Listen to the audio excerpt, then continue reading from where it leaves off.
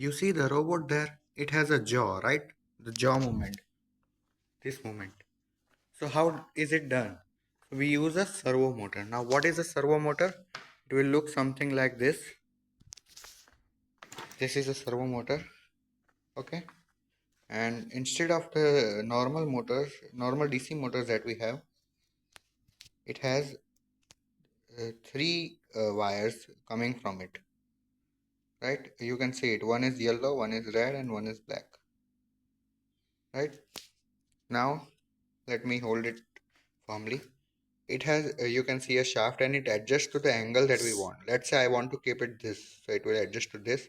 I want to keep it this, it will adjust to this, and this is placed here, thus making the jaw movement like this or like this or any other angle between these two. Okay, so it basically moves from uh, here. It got stuck, right? Now we will completely rotate it, and here it will again get stuck. So one complete rotation it will do, it will go from here to here, and then it will end. Now let's learn what is it. So the servo motor has three wires, which are one is the three wires are there. One is plus 5 volt, one is minus, or we can say 0, or we can say ground, right? And this is of PWM. What is PWM? So PWM means pulse width modulation, and we take the widths on time duration. So a pulse will occur, right? We will send a pulse from here. There are PWM signals on the Arduino Mega. If you see, let me show you. Here you see there is written PWM, right? I hope you can see it clearly. Yes.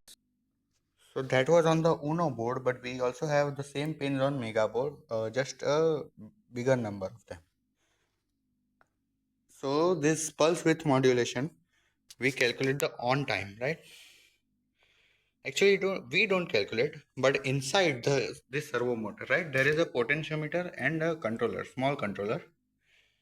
So potentiometer works on the principle of variable resistance, right? So let's assume this is the shaft. We saw the shaft here, right? There is this shaft. So it is at this angle for for the initial stage. It's at this angle, right? Now we want that it should be at let's say this angle, straight here. So what this controller does is it takes the resistivity, the value of resistance that the potentiometer provides on this current angle, and with this and some more calculations, this controller also sees what we desire. So this we send from the Uno or the Mega or any other source, right? So it finds the difference between the desired and the current, and then it rotates the motor for these two to be the same. So the wider the length of the signal, the more the angle of the servo. And this is how it works. So I written a generic statement that this controller compares the desired angle from PW with an actual angle from potentiometer, and if there is a difference, it rotates it, thus giving us the output as we want. Thank you very much.